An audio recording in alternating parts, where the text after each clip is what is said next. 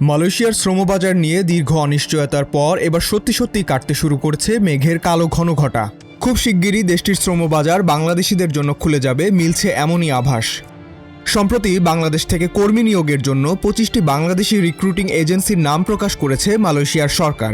দেশটির অনলাইন ভিত্তিক কেন্দ্রীয় অভিবাসন কর্মী ব্যবস্থাপনা প্ল্যাটফর্ম এই তালিকা প্রকাশ করেছে। এর ফলে দীর্ঘদিন ধরে বন্ধ থাকা মালয়েশিয়ার শ্রমবাজারে কর্মী নিয়োগ আবারও শুরুর আভাস পাওয়া যাচ্ছে।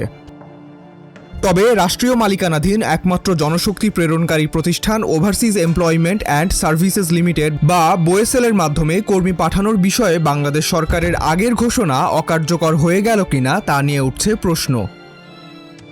এ ব্যাপারে প্রবাসী কল্যাণ মন্ত্রী আরিফুল হক চৌধুরী বিবিসি বাংলাকে জানান, বাংলাদেশের দিক থেকে বোয়েসেলই কাজটা করবে এবং তাতে দেশের সব রিক্রুটিং এজেন্সি কর্মী পাঠানোর সুযোগ পাবে।